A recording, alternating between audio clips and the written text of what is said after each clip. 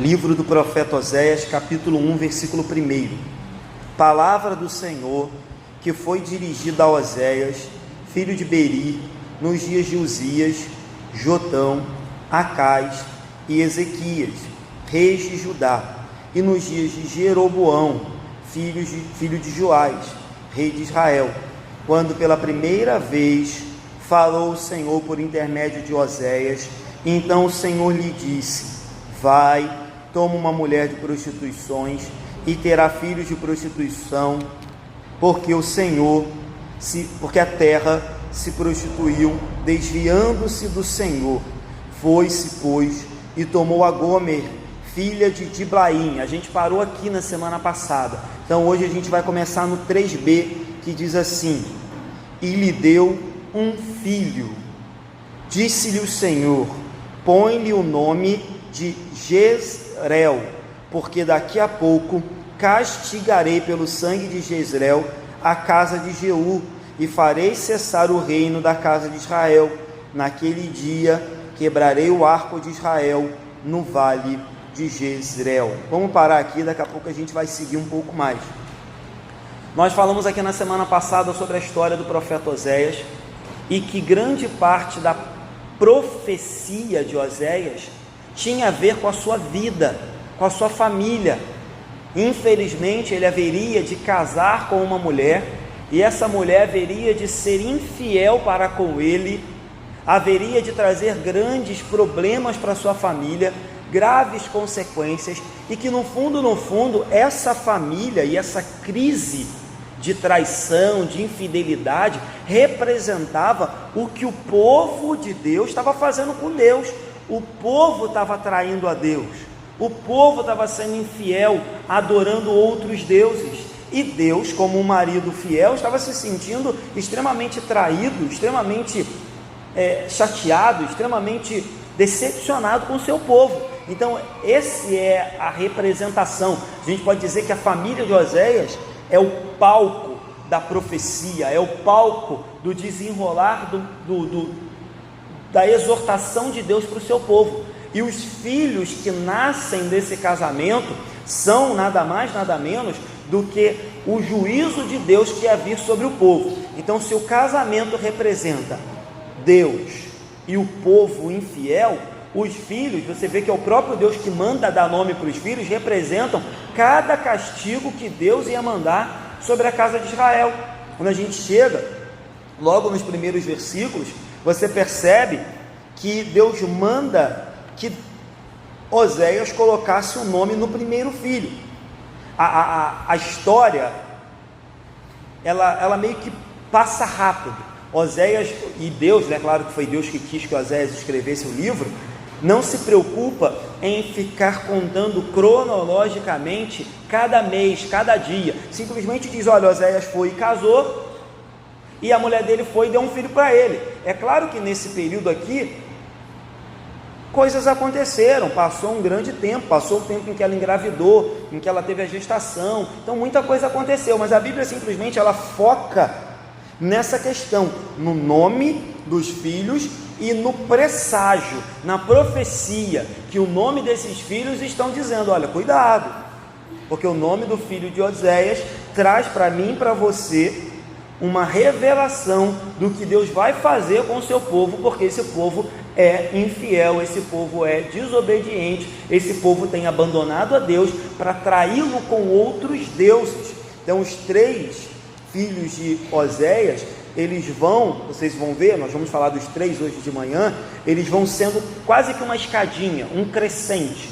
O primeiro filho diz: olha, eu vou castigar. O segundo filho piora. No terceiro a coisa fica mais feia ainda. Era como se Deus estivesse dizendo: olha, a cada filho que essa mãe, que essa esposa de Oséias infiel tem, é o tamanho da minha ira que vai crescendo, porque Israel é assim, porque o povo de Deus é assim, é infiel, e a cada ano que passa o povo piora. Então quando a gente chega no primeiro filho, a própria Bíblia explica um pouco, quando ele diz: disse o Senhor, põe-lhe o nome de Jezreel, porque daqui a pouco vou castigar pelo sangue de Jezreel a casa de Jeú. O que é isso? Você depois olhar lá com calma no livro de 2 Reis, capítulo 9, versículo 10 em diante, até o capítulo 15 de 2 Reis, você vai perceber que Jezreel era um lugar aonde houve uma grande batalha no livro de 2 Reis. Foi uma batalha tão grande que aquele campo ficou conhecido como um campo de sangue. Foi uma batalha tão grande que aquele campo ficou conhecido como um campo de extermínio. E qual é o problema, pastor? Porque aquela batalha foi ordenada pelo próprio Deus. Jeú é levantado pelo profeta Eliseu, se eu não me engano, para que ele fosse e destruísse a casa de Acabe. Foi Deus que mandou Jeú levantar, montar um exército e combater Acabe, porque a gente sabe que Acabe, juntamente com a sua idolatria, estava pervertendo o povo de Israel. O problema é que quando a batalha começa, Jeú, por sua livre e espontânea vontade, por seu desejo ao poder, por ter cobiçado o poder, por ter ficado encantado com a oportunidade de se tornar rei sobre todo Israel, ele vai além do que Deus mandou e ele comete uma chacina terrível. Ele comete um extermínio, uma matança além do que Deus mandou. Isso é preocupante. No final eu vou até fazer uma aplicação sobre isso, mas já adiantando, a gente percebe que a gente deve tomar cuidado para não ir além do que Deus manda. Nesse caso, o castigo era a ordem de Deus, era uma ordem divina, mas Jeú tomou para si os seus próprios desejos, os seus próprios interesses de ser rei, de governar, e passou a matar as pessoas além do que Deus havia mandado. Passou a fazer algo com a sua própria força, com o seu próprio desejo. E para piorar a situação, depois que ele é elevado a rei, ele realmente impede que o povo adorasse a Baal, mas em compensação, ele não determina e ele não conduz o povo a adorar a Deus. Então Jeú tinha traído os seus mandamentos, ele tinha traído a sua convicção, ele tinha traído a ordem que Deus deu a ele. Então Deus diz: olha, eu mandei castigar, mas não foi dessa forma que eu queria que acontecesse. Então quando chega em 2 Reis capítulo 15, a casa de Israel cai, a casa de Israel é destruída pela Síria, a casa de Israel é invadida com todo o poder, e o rei Zacarias morre, e desde então, depois de 30 anos de guerra, a casa de Israel é totalmente despedaçada, porque a profecia de Deus se cumpre, e no mesmo vale de Jezreel, aonde Jeú havia ido além do que Deus mandou, e por simplesmente ódio, vingança, ganância, cometeu uma grande chacina, Deus haveria de castigar a casa de Jeú e a casa de todo Israel, e isso acontece. Então o texto diz: olha, avisa a Israel que esse filho é um presságio, esse filho é uma profecia, o nome desse filho é um anúncio do que eu vou fazer com Israel,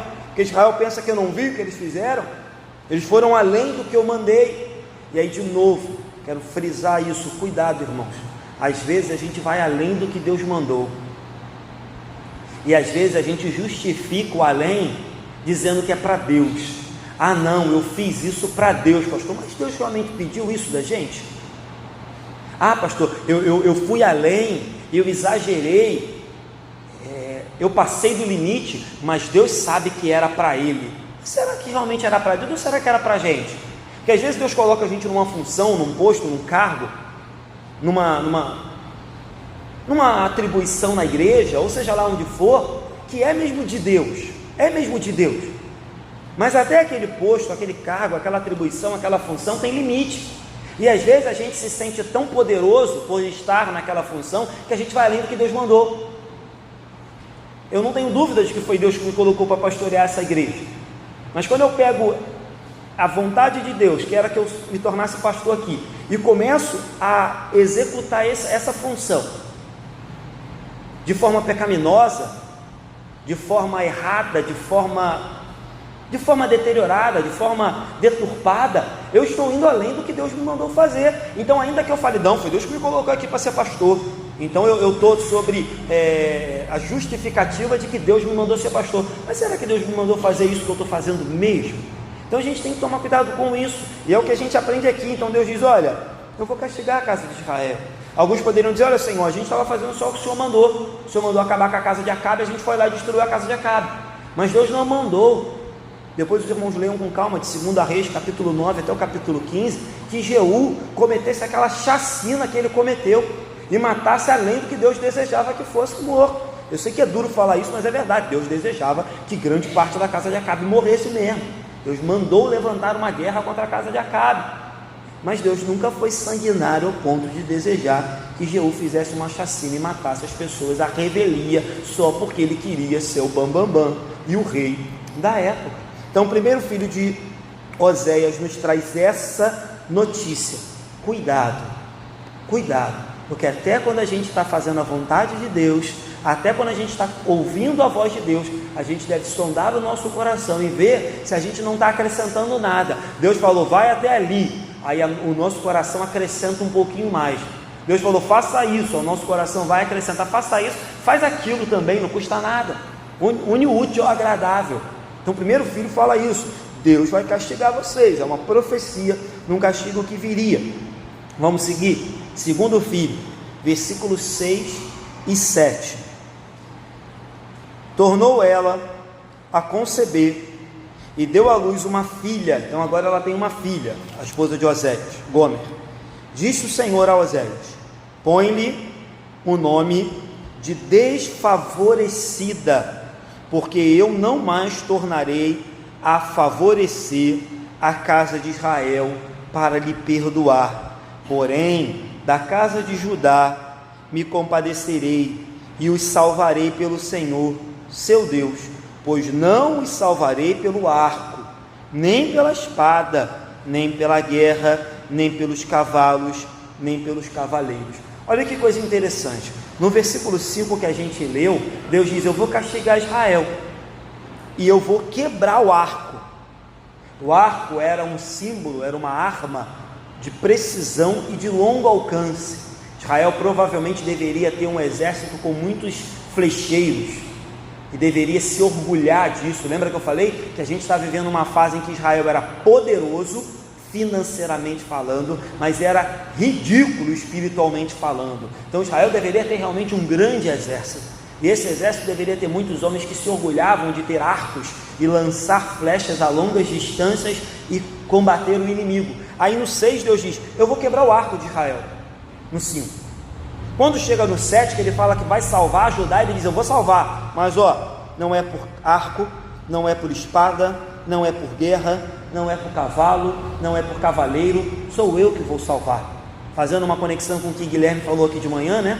Na abertura, algumas pessoas acham que a salvação depende do homem, outras pessoas acham que a salvação depende de Deus mais o homem, mas a minha Bíblia diz: a salvação depende de Deus e só dele. Não é de arco, não é de cavalo, não é de cavaleiro, não é de guerra, não é de arma, não é de espada, não é de oferta, não é de dinheiro, não é da igreja congregacional. A salvação depende de Deus. Ele é o Deus que peleja as nossas guerras, Ele é o Deus que batalha por nós.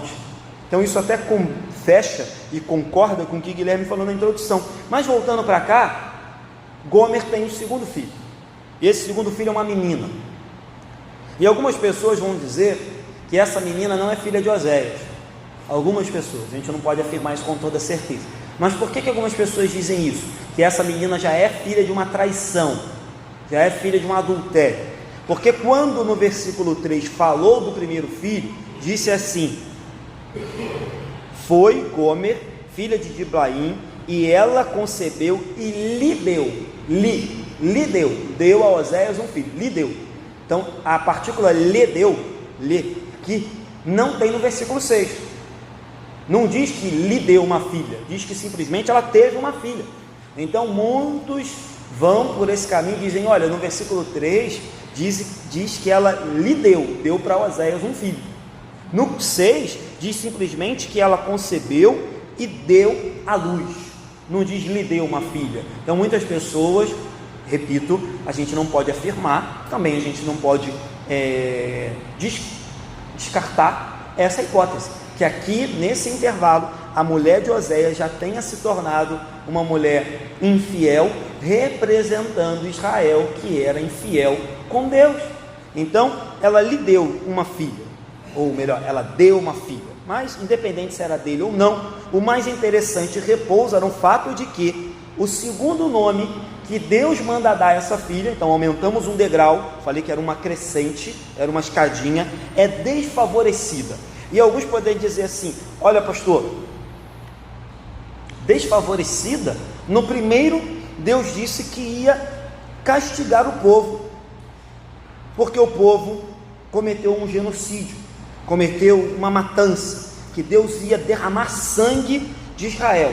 Agora, Deus diz que o povo vai ser desfavorecido. O senhor acha que isso é mais grave do que o primeiro? Eu acho que é, já vou explicar por quê. Porque alguns podem dizer assim, olha, é muito mais grave o primeiro. O primeiro disse que Deus ia castigar o povo, porque eles derramaram sangue além do que deveriam, e que Deus faria o mesmo com eles, mandaria uma nação lá e guerrear contra eles. O segundo, pastor, só disse que é desfavorecida, mas aí que repousa, como eu disse, a crescente, já eu explico. Então a prostituição espiritual de Israel, indo atrás de outros deuses, estava a todo momento sendo representada na mulher de Oséias e no seu casamento. Essa profecia acerca de Deus não mais favorecer o seu povo vai se cumprir lá em 2 Reis também, só que no capítulo 17, um pouquinho na frente. Falei que o primeiro filho começa em 2 Reis capítulo 9, vai até o 15, e agora esse já está em 2 Reis 17, que é quando Deus olha para o seu povo e não tem mais misericórdia do seu povo. Em contrapartida, ele anuncia que teria misericórdia de Judá. Expliquei que as tribos se dividiram, 10 formaram o reino do norte, chamado de Israel, e 2 ou 1,5 formaram o reino do sul, chamado Judá. Então Deus diz, olha, Israel se prostituiu, vou castigá-la, não mais vou favorecê-la, ela a partir de agora é desfavorecida. Em contrapartida com Judá, me favorecer, terei misericórdia, terei compaixão ainda de Judá. Não vou entrar nesse mérito, porque o profeta Osés não prega sobre Judá, mas no futuro Judá vai ter o mesmo caminho, vai se desviar também e vai ser castigada por isso. Mas voltando para cá, você percebe que o termo ou o nome desfavorecida é pior do que o primeiro pelo seguinte fato, porque por diversas vezes, e a gente vai ver isso ainda hoje, Deus castigava o seu povo e depois tinha misericórdia do seu povo. Contudo, nessa profecia, a palavra diz que Deus não mais terá pena do seu povo. O texto diz, não mais tornarei a favorecer a casa de Israel para lhe perdoar. Ou seja, no primeiro filho Deus diz, olha, Israel vai perder uma batalha, Israel vai ser invadido e vai tomar uma coça. No segundo é pior, porque pior do que perder uma batalha é perder a misericórdia de Deus. Pior do que perder uma batalha é Deus falar, olha, não perdoo mais, não perdoo mais. E aqui entra um outro lance muito duro, né? Porque a gente sempre prega a misericórdia de Deus, a compaixão de Deus, a graça de Deus, isso tudo é verdade. Mas a gente também já pregou aqui na igreja, e eu não me furto de falar isso, que chega uma hora que a graça de Deus se encerra, ele diz, olha, as oportunidades acabaram. E convenhamos, irmãos, ninguém sabe aqui qual é a nossa última oportunidade. Queira Deus que tenhamos oportunidade, quem sabe até minutos antes da nossa morte, de se arrepender, de fazer um pacto com Ele, minutos antes de morrer. Mas quem disse que teremos até minutos antes de morrer oportunidade? Quem disse que Deus simplesmente não vai virar? E Deus pode fazer tudo, no meio do caminho falar, a partir de agora, não mais favorecerei fulano, não mais vou favorecer Ilana, não mais vou lhe perdoar. Deus pode fazer isso comigo e contigo, irmãos, se a gente insistir em viver uma vida de pecado, se a gente insistir em ser infiel, se a gente insistir em se desviar dele e continuar a viver um caminho de perversidade. É isso que a gente está vendo aqui. Então, pior do que perder uma batalha, todo mundo aqui já perdeu uma batalha, pior do que cair num pecado e se reerguer, porque todo mundo pode cair e se reerguer, pior do que cometer uma falha, um equívoco, é olhar para Deus e ver Deus dizer, eu não vou mais me compadecer de você, não vou mais, acabou a misericórdia. Isso é desesperador, irmãos, é desesperador, porque perder o emprego, passar por uma crise na família, ficar doente, tudo isso há vitória, para tudo isso há uma segunda oportunidade, para tudo isso há uma chance, para tudo isso há esperança. Mas quando o próprio Deus vira e diz, não quero mais saber, ferrou, acabou, não tem mais solução. O médico diz, olha, não tem salvação, Deus diz, tem. Fulano diz, olha, não tem jeito, Deus diz, tem jeito. Mas quando o próprio Deus diz, não quero mais perdoar, quem vai perdoar? Quem vai? Ninguém, porque Deus é a última instância, Deus é o supremo Senhor e julgador. Então a segunda filha é perturbador, é desesperador, irmãos, pensar que um dia, talvez, por vivermos uma vida constante no pecado, constante longe de Deus, Deus vira e fala: olha, recolhe a graça, recolhe as oportunidades, encerra o tempo de fulano, e a partir de agora, entrega a ele, como diz Romano, as suas concupiscências, entrega a ele os seus pecados. Romanos diz isso. Pior é ser entregue aos seus pecados do que ser castigado por Deus, porque se Deus nos entrega aos nossos pecados, irmãos, é sinal de que nós nunca mais sairemos dali, nunca mais sairemos.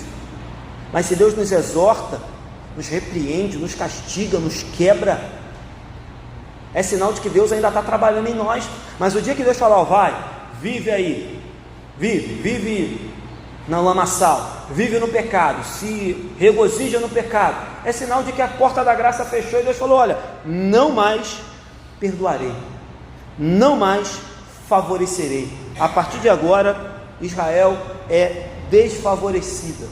E de novo, isso se cumpre em 2 Reis, capítulo 17, um pouquinho mais. Contudo, é duro? Sim, é duro.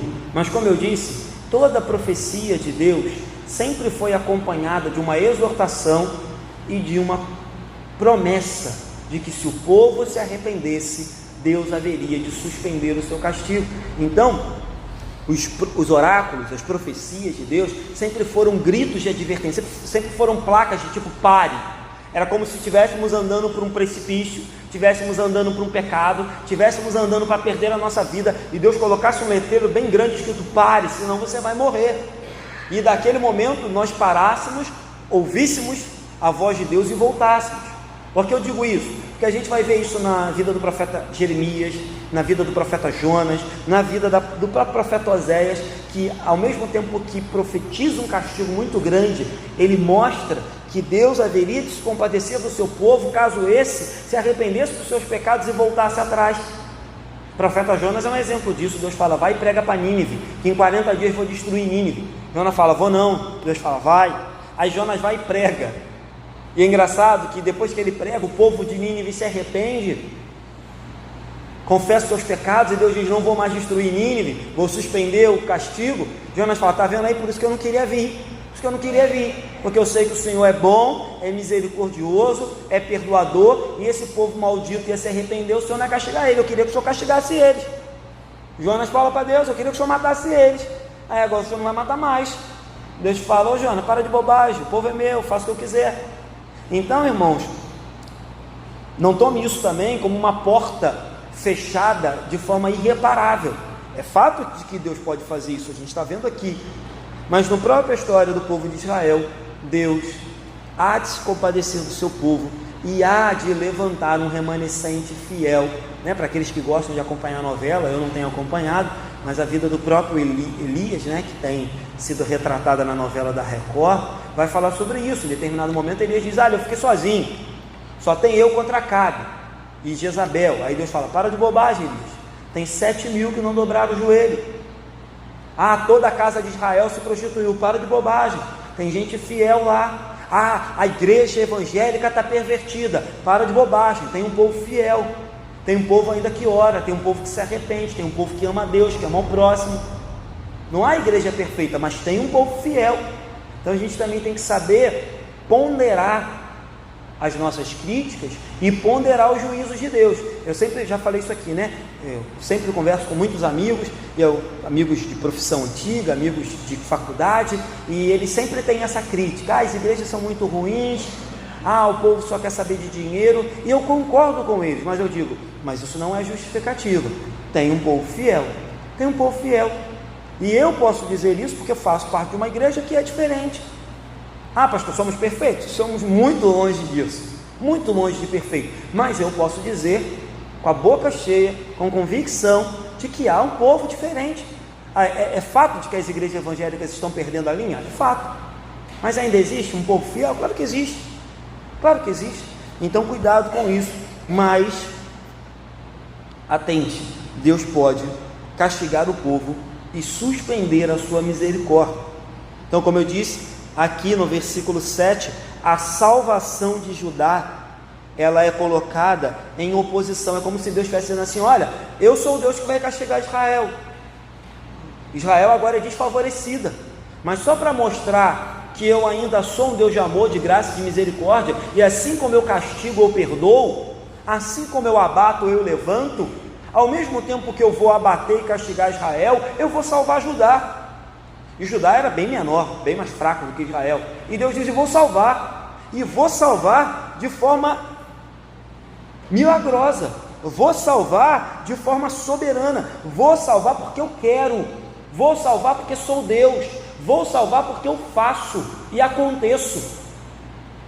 Não é porque Judá é bom, porque Judá é grande, porque Judá é forte, é porque eu vou. E tanto que ele diz: vou salvar, e salvarei pelo Senhor seu Deus. Ou seja, salvarei por mim mesmo, salvarei pelo meu nome, salvarei porque eu quero. Aí ele diz: não por carros, não por guerra, não por arco, não por cavaleiros, vou salvar porque eu estou afim. Vou salvar para mostrar que eu, o mesmo que não me compadecerei mais de Israel, me compadecerei de Judá. O mesmo que não mais favorecerei Israel, vou favorecer Judá, porque eu quero, porque eu sou Deus, faço como quero, como bem entendo. Não é isso que ele diz lá em Romanos, quando vai falar de Faraó: terei misericórdia de quem me aprouver ter misericórdia, e não terei misericórdia de quem eu não quiser.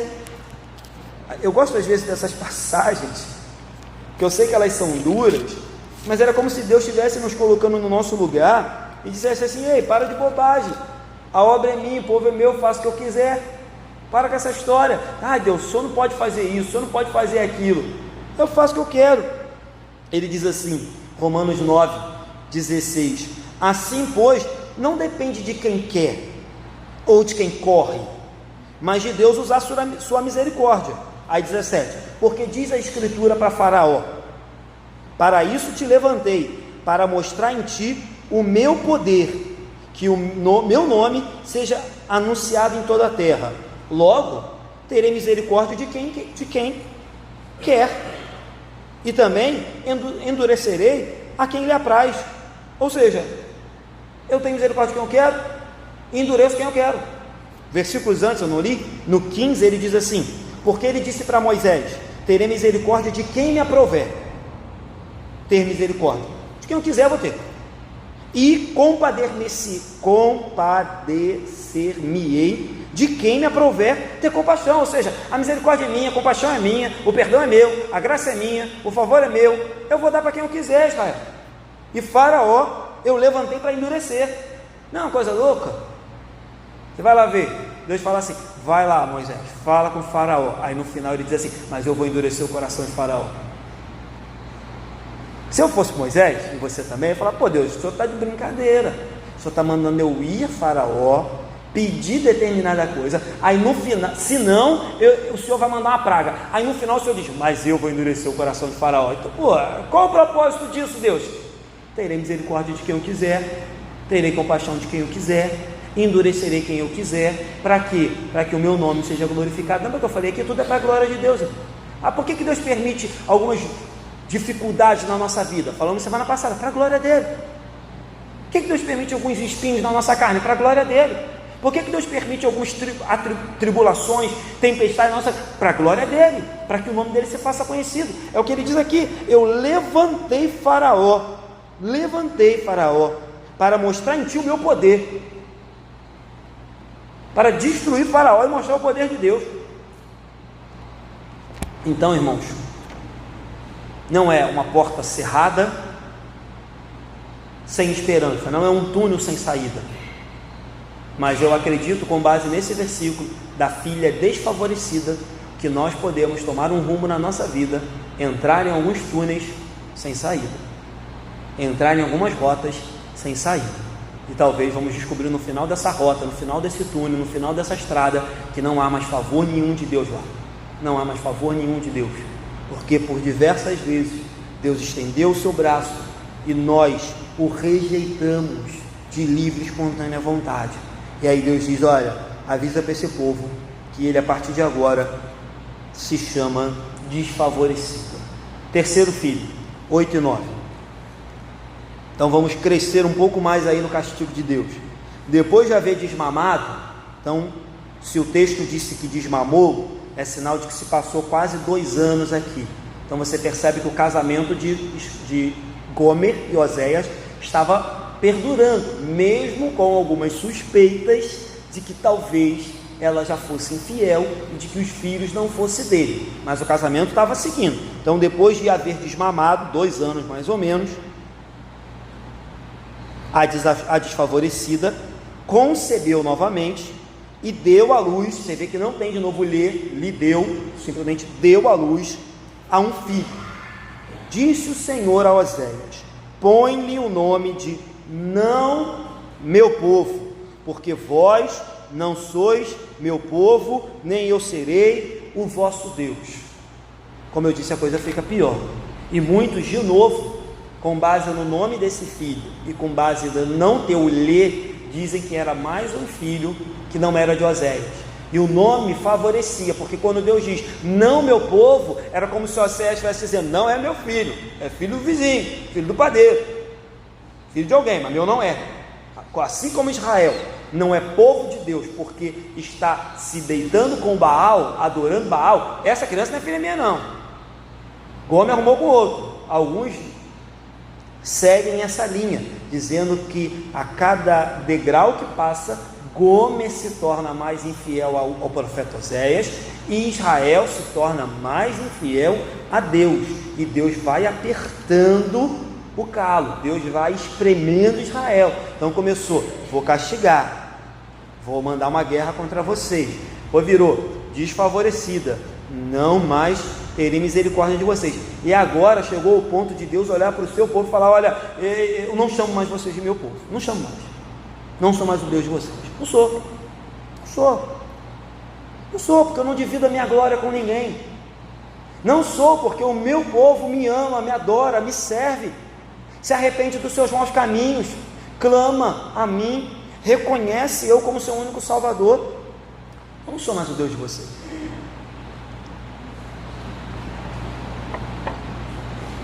Mas uma coisa interessante de citar aqui, você vê que Deus é longânimo. Teve o primeiro filho, passou um tempo, teve o segundo filho, passou um tempo, estamos no terceiro filho e Deus continua anunciando ao povo que o castigo haveria de vir. Ou seja, mesmo sendo um Deus que está irado, que vai castigar o seu povo, Deus é longânimo. É como, não podemos afirmar isso, porque eu estaria indo além da Bíblia, mas talvez se tivesse acontecido como aconteceu na história de Ló, né? Que ele fala: o Senhor, se tiver, sei lá, 50 pessoas lá, o Senhor vai destruir ainda assim? Deus fala: tá bom, não vou destruir. Mas se tiver 45 e ele vai caindo, e Deus fala: tá bom, não vou destruir. Talvez nesse período de tempo, talvez, tá, irmãos, a Bíblia não fala isso, mas talvez nesse período de tempo, se o povo houvesse de se arrepender, mudar os seus maus caminhos, buscar a Deus com sinceridade, Deus haveria de ter suspendido o seu castigo. Então você percebe, há uma ira, há um castigo vindo, há uma determinação de Deus em castigar o seu povo, mas Deus ainda assim é longânimo. Deus não cumpriu o seu julgamento de forma instantânea, e assim é na minha e na sua vida, irmão. Vamos ser honestos, todo mundo aqui já deve ter sido castigado por Deus, como eu já fui, e todo mundo aqui tem consciência de que Deus nos avisou várias vezes, e a gente não ouviu, não é verdade? Talvez se tivéssemos ouvido antes, Deus não haveria de ter castigado. Mas quantas vezes somos castigados, quantas vezes somos repreendidos, quantas vezes somos exortados, porque Deus já falou várias vezes, ainda assim a gente não escutou. Deus é longânimo, mas nós, infelizmente, cegos, não percebemos a sua misericórdia e a sua longanimidade. Então Israel podia nominalmente ser crente, nominalmente. Nós podemos nominalmente sermos congregacionais, crentes congregacionais, mas isso não impede de não sermos povo de Deus, irmão. Deus podia ser nominalmente o Deus de Israel, mas ele diz: olha, não sou mais não, porque as atitudes de vocês revelam que eu não posso mais ser Deus de vocês. As atitudes de vocês revelam que vocês nem querem mais que eu seja Deus de vocês. porque se quisessem, vocês estavam vivendo de acordo com a minha vontade. As atitudes de vocês revelam que vocês não querem ser filhos, porque quem quer ser filho, respeita, ama, obedece, segue, imita, se submete. Então Deus está dizendo: olha, Israel, não fui eu que mudei não, são vocês. A atitude de vocês faz com que vocês não se enquadrem mais como meus filhos, e a atitude de vocês mostra que eu não posso mais ser Deus de vocês. Eu sou um Deus santo, sou um Deus justo, sou um Deus, como eu disse, não divide a glória com ninguém. Como é que você filho, como é que você pai de vocês? Como é que você Deus de vocês? Não fui eu que mudei, foram vocês que com a atitude de vocês fizeram com que dificilmente eu fosse Deus de vocês. Não dá. Então, pela primeira vez no livro de Oséias, aqui nesse versículo 9, Deus fala diretamente ao povo, e é uma fala bem dura. Ele diz: põe-lhe o nome de não meu povo, porque vós, aí Deus se dirige ao povo, é a primeira vez que Deus se dirige ao povo, porque vós, claro, por meio do profeta, porque vós não sois meu povo, nem eu serei o vosso Deus. De novo, eu falei que estava crescendo, e aí, irmãos, eu espero do fundo do meu coração, como pastor de vocês, e como cristão que sou, que nem eu, nem nenhum dos meus irmãos que estão aqui, um dia, cheguemos a ouvir um negócio desse. Porque se a gente ouvir um negócio desses, irmãos, é que a gente já perdeu completamente a esperança. Se a gente ouvir um negócio desse aqui, irmãos, senta e chora, procura um lugarzinho embaixo da cama e se esconde. Apocalipse diz, né, que no final dos tempos, algumas pessoas vão entrar embaixo da pedra e vai dizer: caia sobre nós, nos mata logo, que a gente não está aguentando a ira de Deus. Eu do fundo do meu coração oro primeiramente por mim e por vocês, para que jamais a nossa cegueira, jamais a nossa corrupção, jamais o nosso pecado, jamais nos leve a chegar ao ponto de ouvir: vocês não são o meu povo. Não são. E eu não sou o Deus de vocês. Versículo 10, 11 e o versículo 1 do capítulo 2, para a gente terminar. Diz assim: todavia, o número dos filhos de... Todavia já chama atenção, né? Vamos parar aqui. Deus está descendo literalmente o cinto. Deus está batendo o ídolo. E aí o versículo 10, de forma, como eu disse, não é um túnel, não é uma porta irremediavelmente fechada, não é um túnel totalmente sem saída. Deus simplesmente chega no versículo 10 e diz: todavia, parece que brilha uma luz, parece que uma porta se abre, parece que uma oportunidade aparece. Então ele vem: vou castigar, desfavorecida, não são meu povo, todavia. Deus está descendo a marreta em Israel. Quando chega em 10 ele diz: todavia, o número dos filhos de Israel será como a areia do mar, que não se pode medir, nem contar. E acontecerá que no lugar onde, olha só, no lugar, lá em Jezreel, onde se lhes dizia: vós não sois meu povo, se lhes dirá: vós sois filhos do Deus vivo. Os filhos de Judá e os filhos de Israel, de ambas as tribos, se congregarão e constituirão sobre si uma só cabeça. Ou seja, quem é essa única cabeça? Jesus Cristo, né, irmãos? E subirão da terra, porque grande será o dia de Jezreel. Olha que coisa louca, Deus falou que lá em Jezreel ele ia castigar o povo, e agora no versículo 11 Deus diz: lá no mesmo lugar onde hei de castigá-los, eu levantarei um grande povo, unirei Judá e Israel, chamarei o meu povo, chamarei os arrependidos, chamarei aqueles que não se dobraram a Baal, aqueles que não se venderam ao mundo, aqueles que não se corromperam, e eles serão ainda maior do que a areia do mar. É como se Deus dissesse: ei, a minha misericórdia é muito maior do que o meu castigo, a minha graça é muito maior do que o meu juízo, o meu amor é muito maior do que o seu defeito, o meu poder de levantar um povo é muito maior do que o pecado desse povo, que é Ele que chama. E aí no versículo 1, capítulo 2, diz assim: chamai a vosso irmão, meu povo. O irmão que era não meu povo, agora é meu povo. E a vossa irmã, que era desfavorecida, olha o que diz: favor, ou seja, favorecida. Então, irmãos, Que coisa maravilhosa. Eu confesso que é duro apanhar de Deus.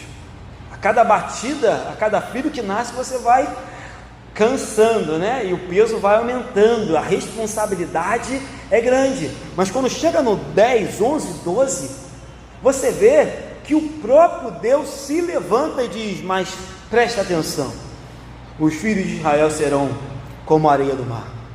Como eu disse, eu não estou negando aqui que muitos de nós pode se afastar tanto de Deus, a ponto de perdermos o rumo, apostatarmos da fé e não encontrarmos mais o caminho de volta.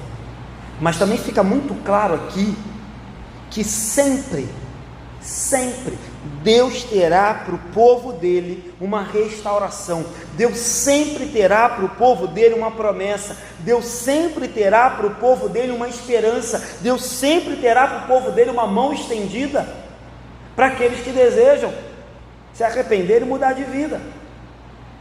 Embora Deus não suspenda o castigo, Deus não vai suspender todos os castigos que a gente falou que vão acontecer. Deus ainda diz: ei, eu ainda sou Deus de aliança, ainda sou Deus de promessa, ainda sou Deus que cumpre as minhas palavras. Quando ele diz, serão maiores do que a areia do mar, ele está lembrando das promessas que ele fez aos patriarcas. Ele disse isso no Gênesis, ele diz: vou cumprir. Não é o fato de que eu vou castigar Israel que faz de mim um Deus mentiroso, não é o fato de que Israel é pecador que faz de mim um Deus que é fraco. Não, eu ainda vou levantar um povo poderoso. É Deus que toma a iniciativa, e assim é na minha e na sua vida. Sempre que estamos caídos, prostrados, desanimados, afastados, em pecado, é Deus que diz: o número dos filhos de Israel será incontáveis. Acontecerá que no lugar de vós não sois meus filhos, não sois meu povo, vós sois filhos do Deus vivo. É como se Deus dissesse para mim e para você nessa manhã: ei, você está caído, você acha que não há mais salvação, você acha que não há mais solução? Eu lhes digo que sempre há para aqueles que se arrependem.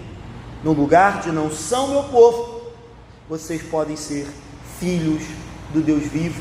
Foi isso que Jesus nos prometeu. Então, o cumprimento dessa promessa, o anúncio dessa promessa, é claro que seria um milagre. Afinal de contas, Israel estaria destruído depois dessas 3 profecias desses 3 filhos. Contudo, você percebe que ela haveria de ser completamente atendida, principalmente com a vinda de Jesus Cristo. Principalmente com a vinda de Jesus. No versículo 10 diz assim: vós sois filhos do Deus vivo. Provavelmente apontando para a salvação que haveria de vir por meio de Jesus Cristo, aonde nos daria o direito de sermos feitos filhos de Deus. Inclusive esse é o texto, né, Guilherme, que a gente tem pensado na conferência, né?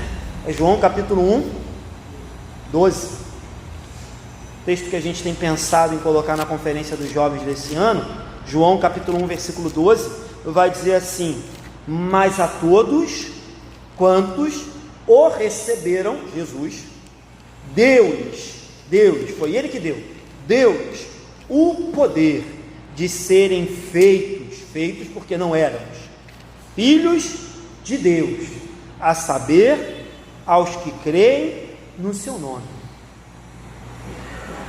Mas a todos os que receberam, deu-lhes o poder de serem feitos filhos de Deus, a saber, os que creem no seu nome.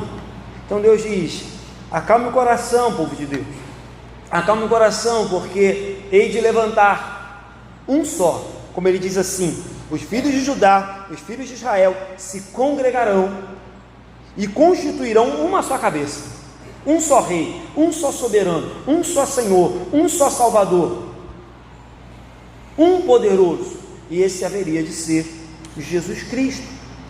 Outra coisa interessante num livro que eu estava lendo, diz o seguinte, que o profeta Oséias coloca de propósito aqui assim, que os filhos de Israel será como a areia do mar, que não se pode medir nem contar. Por que de propósito, pastor? Olha que coisa doida, né? E hoje em dia tem muita gente que se porta assim. o autor do livro, não me recordo qual agora que eu estava lendo, diz que toda vez que um profeta se levantava para falar, olha, Deus vai castigar vocês por causa desse pecado, o povo estava tão cego, tão duro, que o povo usava as promessas de Deus para se proteger do seu pecado. O povo dizia assim, não, mas Deus não pode castigar a gente não, porque Deus prometeu que nós seremos grandes como a areia do mar, que nós seremos como as estrelas dos céus, incontáveis. Ou seja, o povo estava vivendo em pecado, e quando o profeta dizia, para com isso aí que Deus vai castigar, ele dizia, não, Deus não pode, porque Deus disse que nós seremos os filhos dele, o seu povo, que ele não pode trair a sua aliança. É como se nós hoje estivéssemos vivendo no pecado, e alguém dissesse, para com esse pecado, hein? Para de viver assim. Aí a gente, para se justificar, dissesse, não, eu vou continuar vivendo em pecado, porque Deus é amor, porque Deus é misericordioso, porque Deus é perdoador. Ei, uma coisa não exclui outra não. Deus vai descer o castigo no povo de Israel. Aí ele diz, olha, Deus vai descer o castigo em vocês, mas nem por isso a promessa de Deus vai deixar de ser cumprida, porque ele vai levantar um povo de toda raça, toda tribo, não foi isso que a gente cantou? Todos os povos, de todas as nações, de todos os tempos, e todos eles se dobrarão diante do Cordeiro, e todos eles vão te dizer que só o Senhor é Deus, que só Deus é o Senhor. Para com essa bobagem, hein? De que Deus não vai castigar porque ele tem promessa, né? A gente canta, né? Quem tem promessa de Deus não morre não, morre, lê lá em Hebreus capítulo 11, vai dizer, e todos esses aguardando a promessa, morreram, e não viram a promessa maior que era Jesus. Morre, não, vou morrer não, pastor, quem tem promessa de Deus não morre não, mentira, morre, quem tem promessa de Deus não é castigado, Deus quebra os seus filhos, Deus exorta aqueles a quem ele ama, tomara que seja para fazer um vaso novo, pior se for para quebrar e lançar fora. Então cuidado com isso. O povo fazia isso, o profeta se levantava e falava, não, sai para lá, você sabe o que fala, Deus não vai castigar nada, porque Deus tem que cumprir as promessas da minha vida. Você vê a que ponto às vezes a gente chega, né, irmão? A gente está rindo aqui, mas às vezes a gente faz isso. Às vezes a gente pega as promessas que Deus nos deu e usa delas como escudo para viver uma vida falsa contra o próprio Deus. E Deus diz, larga isso, larga dessa vida, larga desse negócio, porque eu vou te castigar se você não largar. Porque o fato de eu ser amor não elimina o fato de eu ser um Deus justo. Então Deus diz, olha, cuidado. Mas você percebe que Deus haveria de restaurá-los. Ele diz, vou congregar Judá e Israel. Aquilo que o pecado separou, Deus haveria de juntar. A divisão do povo de Deus nunca foi vontade de Deus. Eu acredito que hoje Deus até permita o número de denominações que nós temos, mas eu acredito fielmente que Deus nunca quis e nunca desejou que o povo dele fosse tão dividido quanto é hoje. Mas acredito que Deus entendeu, assim como ele diz lá, olha, não era vontade de Deus que vocês mandassem a mulher de vocês embora não, mas por causa da dureza do coração de vocês, Deus permitiu Moisés dar carta de divórcio, por causa da dureza. Eu acho que hoje Deus deve olhar e deve falar assim, olha, por causa da dureza do coração de vocês, eu vou permitir até que haja várias denominações, mas não é o meu desejo, nunca foi o meu desejo que o meu povo andasse separado. Tanto é que quando chegarmos no céu, haveremos de ser um só povo. Então o povo haveria de ser um só, o reino haveria de ser um só, Deus haveria de ser um só, o Salvador haveria de ser um só, e tudo isso obra, como disse o Guilherme na introdução, soberana de Deus. Soberana. O povo ia estar quebrado, o povo ia estar destruído, e Deus ia trazê-los de volta do cativeiro e dizer, eis que vos farei um povo novo. Quando diz aqui também assim, subirão da terra, é um texto difícil, muita coisa pode ser a volta do cativeiro depois do castigo, pode ser a volta para a terra prometida, e pode ser também a ressurreição do povo, após a morte física, fato de subirão da terra para encontrar com o seu Deus. Então, da maneira que quisermos interpretar, não se torna mentira. O povo haveria de voltar para a terra prometida, o povo haveria de sair do cativeiro, e nós também haveremos de subir dessa terra quando Jesus vier nos buscar. Então, que fique como verdade para a gente que Deus congregará um povo, Deus restaurará um povo, Deus colocará como cabeça Jesus Cristo e por final subiremos da terra, porque grande, assim que termina o versículo 11, será o dia de Jezreel. Claro que aqui também pode ser uma profecia de que grande será o dia em que Jesus voltar, grande será. Essa profecia vai aparecer 2 vezes no Novo Testamento, 2 vezes, e todas as vezes que Paulo a usa, Paulo inclui os gentios. Então quando Deus diz aqui que vai juntar Israel e Judá, que vai levantar um novo povo, que vai constituir uma cabeça, Paulo pega o mesmo versículo de Oséias, usa no Novo Testamento para, para expandir esse povo a mim e a você. Então essa profecia também diz respeito a mim e a você. O texto diz lá no Novo Testamento: chamarei povo meu ao que não era meu povo, e amada ao que não era amada. Nós não éramos judeus, não éramos de Israel. Então a partir daqui, como a gente leu, no versículo 1, chamai o seu irmão meu povo e a sua irmã favor. A partir daqui a gente começa a ver a restauração do povo, a graça de Deus sendo novamente oferecida, apresentada e entrando em favor do povo de Deus. Amém? Vamos terminar, fazer algumas aplicações aqui rápidas. Primeiro, falei isso logo no começo da pregação, não devemos ir além das ordens de Deus, não devemos passar dos limites de Deus. Ainda que a gente diga: não, pastor, eu fiz isso para Deus. Vai com calma. Será que Deus mandou mesmo a gente fazer isso? O primeiro é esse: não vá além, porque ir além vai trazer juízo sobre a sua vida, como aconteceu com Jeú.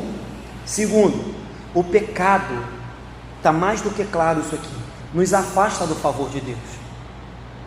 A gente viu o Deus Todo-Poderoso dizer: eu não mais vou perdoar. Versículo 6: porque eu não mais tornarei a favorecer a casa de Israel para lhe perdoar. Então, irmãos, cuidado, servimos a um Deus de amor, de graça, de misericórdia, de perdão, mas é fato de que a Bíblia diz que o pecado chega a um ponto que nos afasta completamente do favor, do perdão, da graça e da misericórdia de Deus. Cuidado, o pecado é sério. Terceiro ponto que a gente aprendeu aqui: não basta dizer que é filho de Deus, não basta dizer que Deus é o seu pai. Israel falava isso: eu sou o povo de Deus, Deus é o Deus de Israel. Mas a atitude de Israel impedia de que eles fossem filhos de Deus e de que Deus fosse o seu Deus, porque Deus não se mistura com alguém que vive constantemente na prática do pecado. Então, não basta dizer que é filho, não basta dizer que Deus é pai, é necessário que vivamos de acordo com isso. Quarto, sim, Deus é fiel às suas promessas, mas não se engane, não use das promessas de Deus para viver uma vida hipócrita. Deus é fiel às suas promessas, Ele vai cumprir as suas promessas, mas isso não é uma carta branca para que a gente viva de qualquer jeito só porque Deus tem promessa na nossa vida. Cuidado com isso. Quinto e último, falei, todavia Deus tem promessas. Quinto, uma sequência: todavia Deus sempre, embora nos castigue, deixe uma porta aberta de misericórdia, de restauração, de reunião do seu povo, porque esse é o nosso Deus. Então, haverá castigo, haverá exortação, haverá repreensão de Deus para o seu povo, mas Deus sempre haverá de prover uma porta aberta. Como eu disse, o problema é que às vezes a gente se mete num buraco tão grande que não volta. Cuidado com isso, irmãos. Que Deus tenha misericórdia da minha vida, da sua vida, como eu disse, para que a gente nunca escute: vós não sois meu povo e eu não sou o nosso Deus, o seu Deus. Amém? Vamos terminar? Fiquem de pé.